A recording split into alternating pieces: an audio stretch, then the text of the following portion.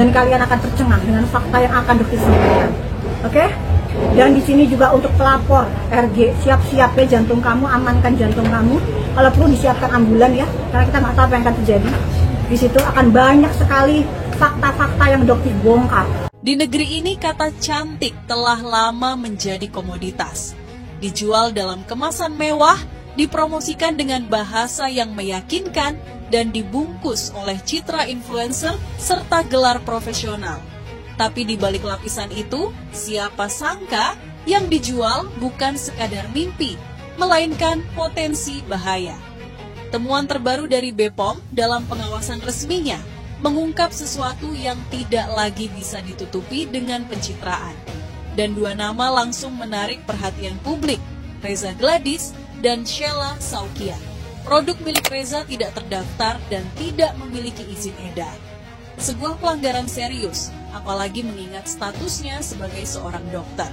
Sementara itu, produk Sheila Saukia tercatat mengandung zat berbahaya yang lebih cocok untuk resep medis ketat, bukan dijual bebas di marketplace. Kali ini, publik bersuara lebih keras. Mereka tidak lagi hanya menuntut maaf, tapi meminta pertanggungjawaban hukum. Karena menjual bahan berbahaya secara sadar bukan sekadar pelanggaran etika, itu tindakan pidana. Ini bukan lagi soal kosmetik, ini soal siapa yang akan melindungi publik jika pembuat produk justru menyembunyikan bahaya. Ini soal siapa yang harus berdiri di depan hukum ketika yang mereka jual bukan kecantikan, tapi risiko kesehatan yang nyata. Karena sejatinya, kecantikan seharusnya menyembuhkan, bukan menyakiti, dan hukum seharusnya melindungi, bukan memilih diam. Bagaimana pendapat Anda? Wallah, tidak ada ketakutan. Dan kalian akan tercengang dengan fakta yang akan dokter sampaikan. Oke? Dan di sini juga untuk pelapor RG, siap-siap ya jantung kamu, amankan jantung kamu. Kalau perlu disiapkan ambulan ya, karena kita nggak tahu apa yang akan terjadi.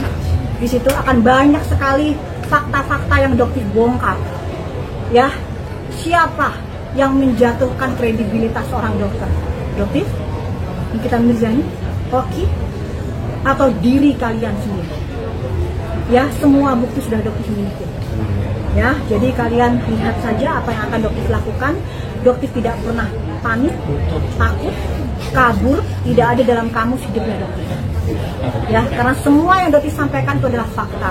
Dan dokter apresiasi luar biasa kepada Badan POM, ya, yang mengeluarkan press release tentang produk-produk yang memang ilegal atau berbahaya. Di sini dokter tekankan, Badan POM itu integritasnya luar biasa, tegak lurus guys.